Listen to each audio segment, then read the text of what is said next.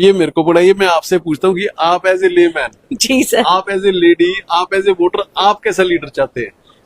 Definitely sir, humble and polite, definitely. तो वो कौन है? क्योंकि अगर आप वो- ग्राउंड लेवल पे जाके आप किसी से बात कर रहे हैं, तो अगर आप पोलाइट नहीं है तो डेफिनेटली कोई भी नॉर्मल पर्सन है वो आपसे बात करना भी Yes, पसंद नहीं करेगा। मेरा जवाब भी यही होता जी। तो उसमें आप घर घर जाइए जी और सर। ये सवाल लोगों से पूछिए बिल्कुल। कि सबसे ज्यादा हम्बल और पोलाइट लुधियाना वेस्ट में कौन है? बिल्कुल सर, ये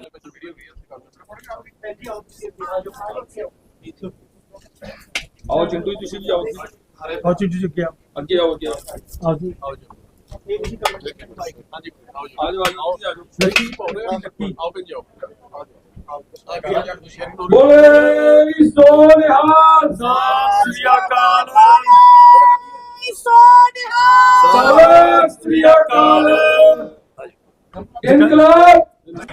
टाइम्स पंजाब देख रहे सभी दर्शकों का बहुत बहुत स्वागत है। मैं हूं आपके साथ शिप्रा, लाइव आपके साथ जुड़ चुकी हूं। लुधियाना उपचुनावों की हर एक अपडेट से हम आपको रूबरू करवा रहे हैं। बात करेंगे लुधियाना उपचुनावों की तो राज्यसभा सांसद संजीव अरोड़ा जी को जिस तरीके से प्यार मिलता हुआ नजर आ रहा है आप सभी के सामने, और लगातार कैंपेनिंग तो जोरों शोरों से चल ही रही है, लेकिन उससे पहले आम आदमी पार्टी में ज्वाइनिंग्स भी लगातार हम होते हुए देख रहे हैं।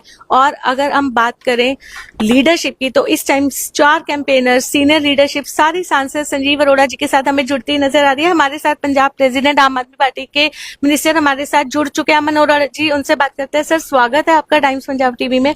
सर, अगर हम बात करें आम आदमी पार्टी की, लगभग 3 साल से जो एक दावे, जो वादे किए गए थे बदलाव के, वो ऑलरेडी पूरे पंजाब ने देखे हैं, लेकिन अब जो लुधियाना वेस्ट के इलेक्शंस है, आप स्टार कैंपेनर हैं, लगातार आप सपोर्ट करते हुए नजर आ रहे हैं, किस तरीके से देख रहे हैं संजीव अरोड़ा जी को?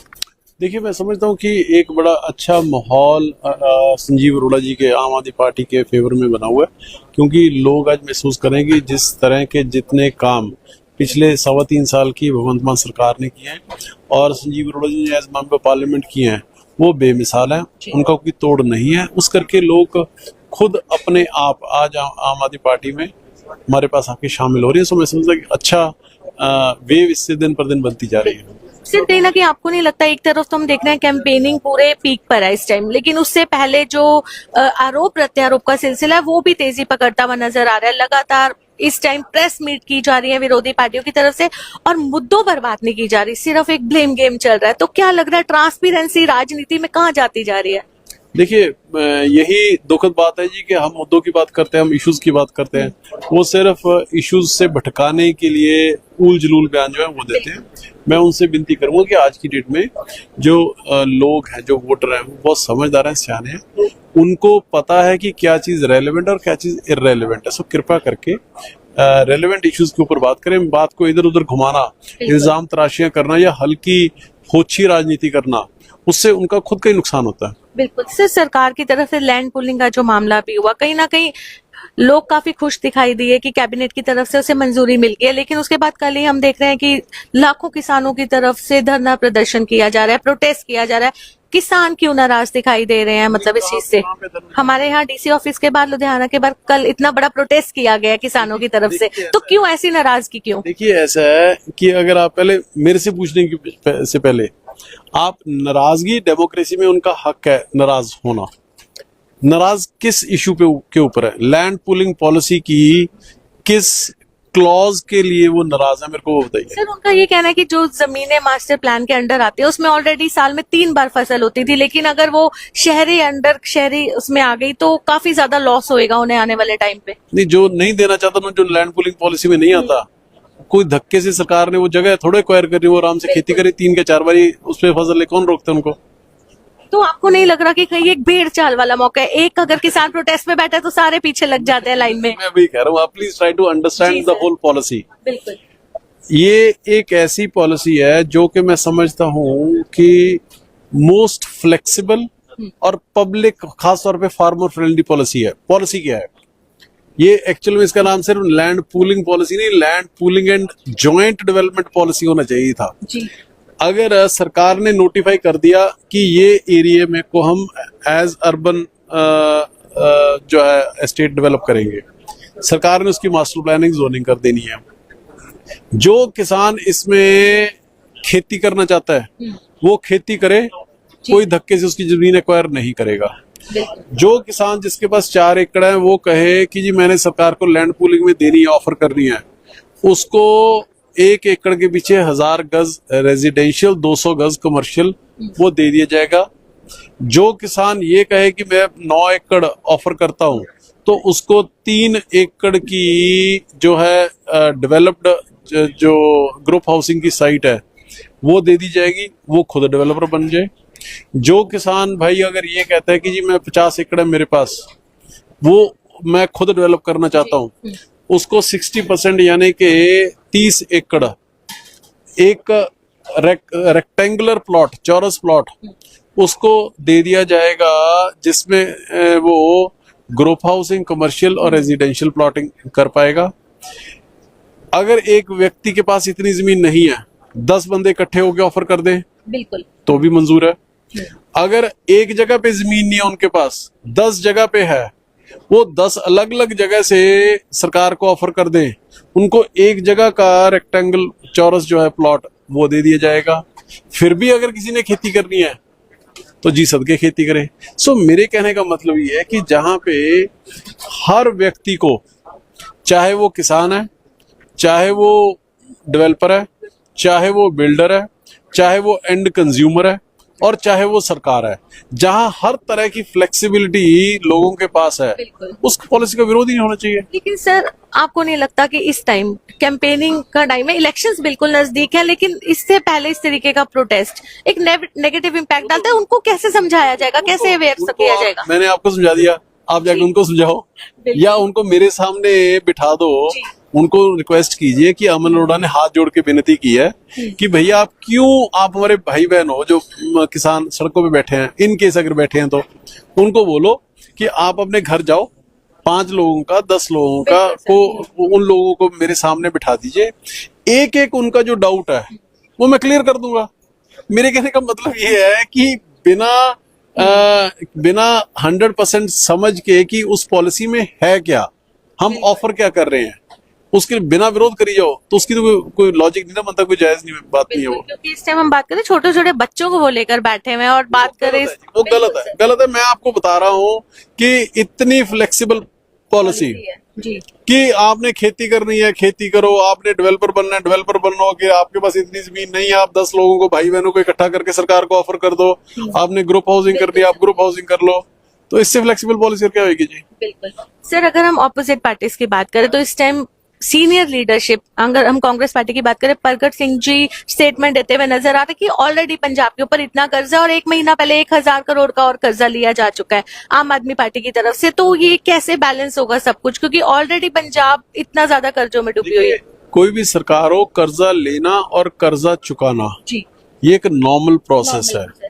इसमें डिपेंड सिर्फ एक ही चीज के लिए, एक ही बात के लिए करते हैं कि जो कर्जा लिया जा रहा है वो कैपिटल एक्सपेंडिचर के लिए जा रहा है या वो रेवेन्यू एक्सपेंडिचर के लिए जा रहा है, देयर बाय मीनिंग कि अगर तो वो प्रोडक्टिव उसका वो पैसा खर्च किया जा रहा है स्कूलों पे, अस्पतालों पे, सड़कों पे, इंफ्रास्ट्रक्चर क्रिएट करने में, जॉब्स क्रिएट करने में, फिर तो ठीक है। अगर वो पैसा लेके खुर्द-पुर्द किया जा रहा है तो वो गलत है। सो प्रगट सिंह जी को जरा बोलिए कि जरा इसके बारे में जरूर बताएं कि वो कौन से पैसे की बात कर रहे हैं, कि कौन सा लोन किस चीज के लिए, वो उनका भी उनको इतना आइडिया होना चाहिए। बिल्कुल। एंड सर, जो डेली ऑपोजिट पार्टीज है वो महिलाओं के ऊपर बात करेंगे कि वो 1000 रुपए डेली, आपके सामने भी आती होंगी स्टेटमेंट्स, वो 1000 रुपया क्यों नजर नहीं आया? जल्दी ही वो भी हो जाएगा जी। बहुत बड़ी कर्जे की जो है बोझ वो पिछली सरकारें हमारे ऊपर छोड़ गई थी, बड़ी जल्दी ही वो भी पूरा हो जाएगा। सर, एक चीज और, एक बहुत सेंसिटिव सा सवाल, बीइंग एज अ लीडर आप क्या कहना चाहेंगे, एक लीडर को कैसा होना चाहिए? क्योंकि लगातार होर्डिंग्स के ऊपर जो होर्डिंग्स वॉर चल रही है, ना गुस्सा ना अहंकार, अब की बार फिर से आम आदमी पार्टी की सरकार, लेकिन कहीं ना कहीं काफी नाराज, काफी खफा दिखाई दे रहे हैं कांग्रेस पार्टी। वो कह रही है कि उनके वॉलंटियर्स बोल रहे हैं कि लगातार हमारे ऊपर, हमारे कैरेक्टर के ऊपर एक वार किया जा रहा है, कि क्यों बार बार दिखाया जा रहा है गुस्सा अहंकार क्यों बोला जा रहा है, और हमारे ऑनरेबल सीएम के ऊपर भी कहीं ना कहीं ये शिकंजा कसा जा रहा है कि वो जनसभा को संबोधित कर रहे हैं तो लगातार तंज कसा जा रहा है उनकी तरफ से भी। नहीं देखिए, चलो इलेक्शंस के दिनों में तो ये चलो इल्जाम तराशी, ये टीका टिप्पणी ये नुक्ताचीनी चलती रहती है, लेकिन मैं आपसे जो आपने सवाल मेरे से किया था, अब ये मेरे को पड़ा, ये मैं आपसे पूछता हूँ कि आप एज ए लेमैन, जी सर। आप एज ए लेडी, आप एज ए वोटर, आप कैसा लीडर चाहते हैं?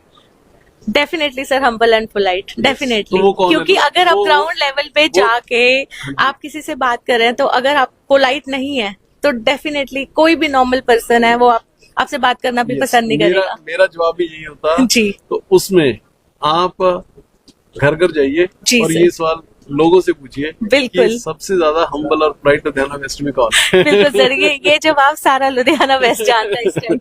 जी, थैंक यू सो मच। बिल्कुल सर, मैं भी जाते- चाहता हूँ कि जी अपने सर। अपने दिल के, जो उनका दिल कहता है उसके हिसाब से चले। बिल्कुल सर, जाते जाते हम क्या अपील करना चाहेंगे सारे वोटर्स से? ये अपील करना चाहूंगा कि जो आपने कहा है कि कैंडिडेट हम्बल और पोलाइट होना चाहिए, जी। आपकी बात माने और संजीव अरोड़ा जी को वोट दें। थैंक यू सर अपना वैल्यूएबल टाइम हमें देने के लिए। जी हाँ, आने वाली हर लाइव अपडेट से हम आपको रूबरू करवा रहे हैं। अब देखते हैं आम जनता किस पर अपना प्यार दिखाती हुई नजर आती है। कैमरामैन गोल्डी के साथ शिप्रा बसरीजा, thank you so much. Punjab ਦੇਖਣ ਵਾਲੇ ਸਾਰੇ ਦਰਸ਼ਕਾਂ ਨੂੰ ਮੈਂ ਗੁਜ਼ਾਰਿਸ਼ ਕਰਦਾ ਕਿ ਇਸ ਚੈਨਲ ਨੂੰ ਲਾਈਕ ਕਰੋ, ਸਬਸਕ੍ਰਾਈਬ ਕਰੋ। Thank you.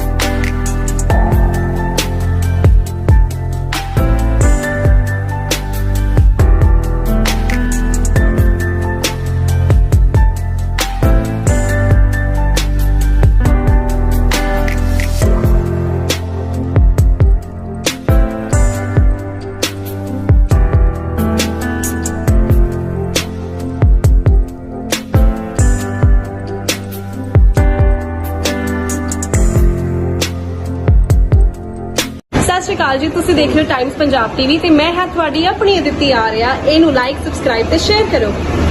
ਸਤਿ ਸ਼੍ਰੀ ਅਕਾਲ ਜੀ, ਮੈਂ ਦਿਲਰਾਜ ਗਰੇਵਾਲ।